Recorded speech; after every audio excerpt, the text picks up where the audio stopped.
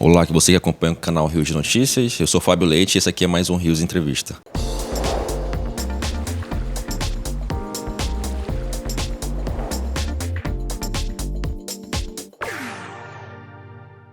Hoje recebendo o deputado federal Sidney Leite, representante do Amazonas no Congresso Nacional. Queria que o senhor falasse um pouco sobre dessas boas-vindas para o nosso público, deputado. Primeiro dizer que é uma alegria estar aqui, né? Dessa feita pela vez primeira, que a gente possa tratar assuntos tanto da reforma tributária e o que representa isso no impacto da economia, na geração de emprego e renda, para a Zona Franca de Manaus, para a segurança jurídica e os desafios que nós teremos daí para frente. Então, eu entendo que são questões extremamente positivas, haja vista que havia um grande temor da reforma tributária em relação ao modelo Zona Franca e nós ficamos melhor, né? As empresas não vão pagar na entrada, não vão pagar na saída e conseguimos colocar o substituto do IPI, que muitas vezes fragilizou esse modelo, criou insegurança jurídica e nós enfrentamos grandes lutas em relação ao ministro Paulo Guedes, inclusive batendo a porta do Supremo, para garantir as vantagens comparativas da Zona Franca de Manaus, e nós garantimos isso agora, que isso foi para o texto da Constituição. Então, muda essa relação. Nós saímos dessa reforma com a garantia jurídica, porque não bastará a vontade e o querer de um governante de plantão, como aconteceu num passado recente. Nós garantimos a competitividade e ainda, né, no momento em que o Parlamento, a Câmara dos Deputados, limitou o Fundo de Brasília, nós conseguimos criar um fundo para o Estado do Amazonas, de sustentabilidade, diversificação econômica, mas também, se houver perdas, de possível reparação de perdas. Então, eu entendo que a gente teve uma grande conquista na principal reforma que o Parlamento brasileiro votou. Por quê? Porque o manicômio tributário representa um grande custo para a atividade econômica e, com isso, vai melhorar o ambiente de negócio, reduzir custo, simplificar. O Brasil passa a ser olhado diferente e vai gerar emprego e renda, e eu não tenho dúvida que a indústria vai retomar investimento e a exportação brasileira não terá mais tributo, que é um grande desafio para aqueles que exportam, mesmo para o agronegócio. Eu entendo que a gente tem uma grande conquista para o Estado do Amazonas, mas tem uma grande conquista para o nosso país. E o desdobramento disso vai ser geração de emprego, melhoria na renda e que a gente tem outros desafios no Parlamento, com certeza, como a questão da desoneração da folha, a tributação de renda e patrimônio e agora, ainda em agosto, a Câmara votar na primeira quinzena o arcabouço fiscal e, com isso, poder dar a contribuição do Parlamento brasileiro para que a gente possa interferir de forma positiva na economia do nosso país. Deputado, outro projeto seu também é a Universidade Panamazônica, né? É uma forma de gerar investimento e desenvolvimento para aquela região ali do Alto Solimões. Como é que está esse projeto, o andamento dele? A Amazônia, não só a Amazônia brasileira, mas toda a Amazônia internacional, nós temos um potencial de riqueza em toda a sua biodiversidade incalculável.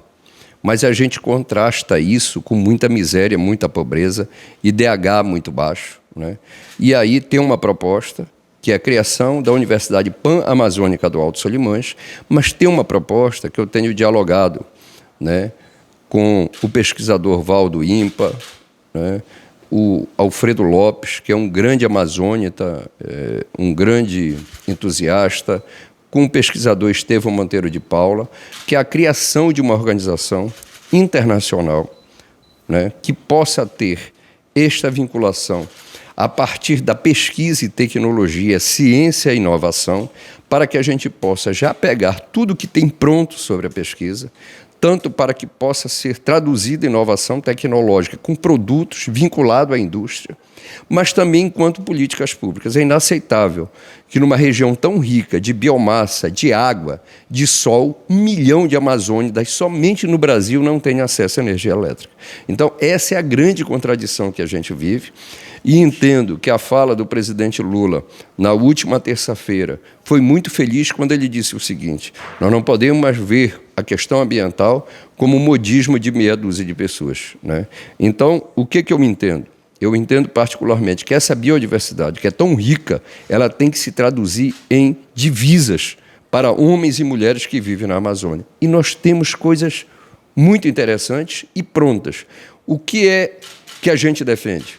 Que esses países se juntem a partir dos institutos e dos organismos de pesquisa, através de uma política bilateral, e que a gente comece a trabalhar para ontem, nesse primeiro momento. E, no segundo momento, que a gente possa também trazer países que estudam e pesquisam a Amazônia, que têm interesse em contribuir com esse projeto, que eu entendo que será um projeto extremamente revolucionário para toda a nossa região, mas também um exemplo para o mundo, não só da preocupação com a conservação ambiental, mas especificamente garantir qualidade de vida, porque muitas vezes quem está fora do Brasil e mesmo quem está fora da Amazônia tem uma visão equivocada sobre nós. Acham que isso aqui é um santuário intocável. Aqui não.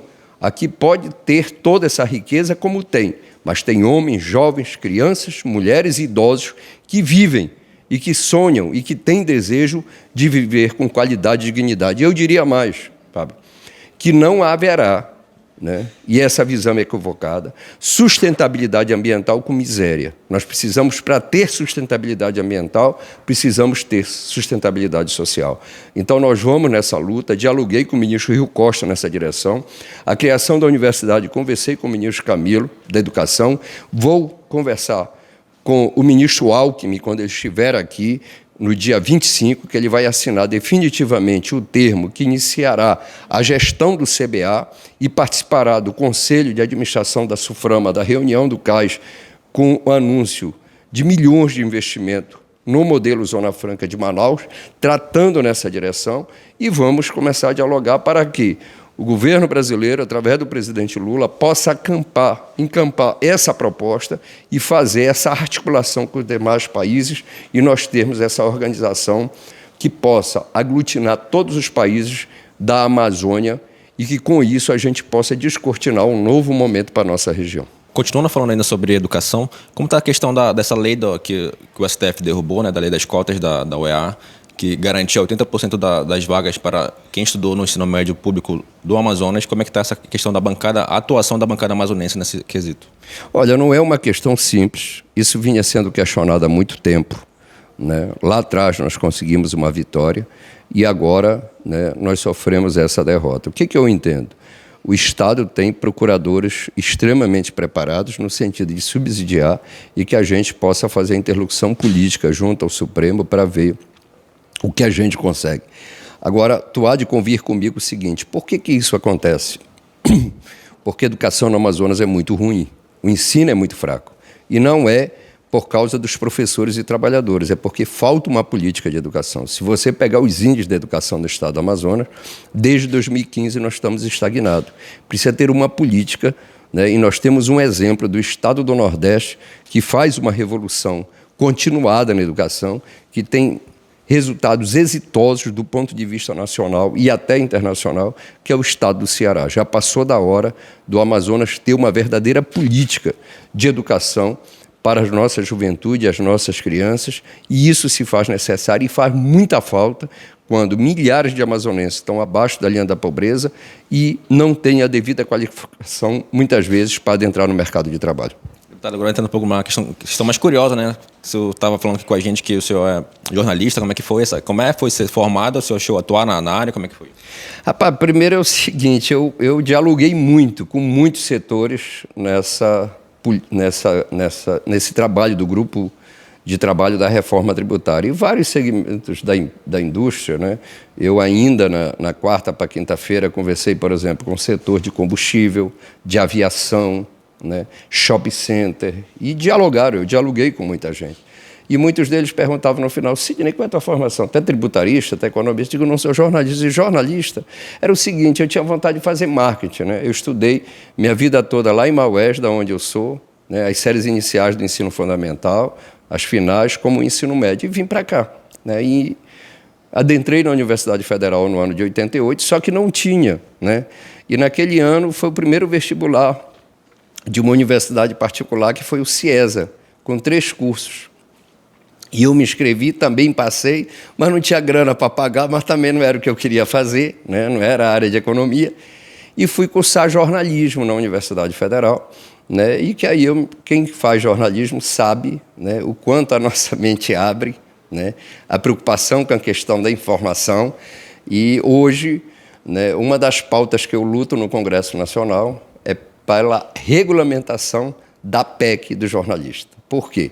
Porque o jornalista em si, ele tem a preocupação com a fonte, mas ele tem a preocupação com a informação. E no momento que a gente vive de fake news, de mentira na informação, seja vinculada à área da saúde, a diversas áreas, essa profissão nunca foi tão importante, não só aqui no nosso estado, como no Brasil, mas para toda a humanidade. Eu entendo que nós temos esse divisor e é essa profissão que garante a perenidade da história, né? Não são os historiadores, são o dia a dia que a imprensa, né, nos seus múltiplos atores, né, que eu digo de veículo de comunicação, conseguem fazer. Infelizmente, quando eu saio da faculdade, eu fui convidado para disputar a eleição. E eu acho que todos nós, né, chamam de leseira, baré, nós temos uma fração, e resolvi aceitar. E aí eu nunca exerci a profissão, muito jovem eu fui vice-prefeito, já com 25 para 26 anos eu me tornei prefeito da minha terra e estou aí na vida pública nessa caminhada, mas sempre com a preocupação, né, com essa atividade, e por isso eu entendo que ela é tão importante, porque muito do que eu me pauto da informação é baseado, inclusive, na leitura, ouvindo podcast, ouvindo rádio, é uma coisa que eu faço muito cedo, todos os dias, porque eu entendo que o parlamentar tem que estar bem informado e nada melhor do que buscar na fonte de informações confiáveis que o jornalismo amazonense brasileiro fazem. Deputado, falando sobre o interior, né? A gente sabe que o senhor é um filho de Maués, como é que você tem uma atuação forte no interior, como é que é esse trabalho no interior do estado? E que eu queria que você falasse também um pouquinho sobre essa questão do potássio em Altazes. Olha, eu sou uma pessoa que aprendi a fazer política ouvindo, dialogando e conversando. Então, eu viajo muito para o interior do estado. Amanhã mesmo eu estarei no município de Manacapuru, certo? Porque eu aprendi uma coisa: quando os olhos não veem, o coração não sente. A gente precisa estar lá, a gente precisa sentir, a gente precisa ouvir. A questão do potássio, ela é uma questão como nós temos aí o gás. É um minério muito rico, que pode trazer riquezas e divisas para o Amazonas, mas nós precisamos de uma política, né? E que com isso a gente possa explorar esse bem natural, é lógico, respeitando a legislação ambiental. Nós temos condições de implantar dessa planta de potássio, e o Brasil importa potássio para a agricultura, de gerar só na implantação mais de 4 mil empregos diretos. E quando a planta estiver instalada, 2.000 ocupações. Isso vai mudar essa região. O próprio gás, nós já poderíamos estar trabalhando nos nitrogenados e atendendo o centro-oeste brasileiro. Eu entendo que a gente precisa avançar nesse sentido para gerar emprego e renda e interiorizar a atividade econômica. O interior é muito carente. Se você pegar os grandes municípios para a nossa realidade do estado, seja Parintins, Itacoatiara, Maués, Quari, Tefé, Tabatinga, Manicoré, enfim, todos eles têm problema de portos. Desses municípios, só Parintins, Tefé, Tabatinga tem balizamento noturno, ou seja, que pode voar e pousar avião à noite, e pista que garantem avião de grande porte. E isso interfere na vida das pessoas, porque como é que uma pessoa vai sair lá do Alto Juruá, vindo de barco, tendo que navegar 20 dias, né? Não tem condições. E o cidadão que mora em Boca do Acre, ele tem que ir para Rio Branco, pegar um avião, ir para Brasília, para poder pegar um outro avião para vir para Manaus. Nós precisamos melhorar essa infraestrutura, nós precisamos criar condições necessárias para que o interior também possa se desenvolver economicamente, e isso, com certeza, trará melhoria da qualidade de vida na cidade de Manaus, porque muitas pessoas vêm para Manaus na expectativa de uma vida melhor. Porque qual é o sonho de qualquer jovem? É ter a oportunidade de trabalhar. Então, esse desafio do pleno emprego, nós, enquanto homem público, precisamos perseguir, persistir, para que as pessoas possam ter direito à oportunidade. Deputado, estamos chegando aqui no final da nossa entrevista. Queria que o senhor desse agora suas considerações finais. Creio que a Zona Franca de Manaus está muito bem colocada, como também a criação desse fundo, né? Além de garantir as vantagens comparativas, além de trazer a segurança jurídica, que agora não basta mais a vontade do governante de plantão, nós condicionamos a criação de um fundo que terá como finalidade a sustentabilidade, diversificação econômica, mas também, se ocorrer, suprir possíveis perdas. Então, nós tivemos uma grande conquista nessa reforma tributária e que, com certeza, com a competência, com o conhecimento que tem, o senador Eduardo Braga saberá manter essas nossas vantagens. No mais, eu só quero agradecer e desejar um ótimo final de semana a todos. Esse foi mais um Rios de Entrevista, hoje recebendo o deputado federal Sidney Leite, que fala um pouco sobre a sua atuação no Congresso Nacional. Se você gostou desse conteúdo, curta nossas redes sociais e compartilhe à vontade. É isso, Fábio Leite para o Rio de Notícias.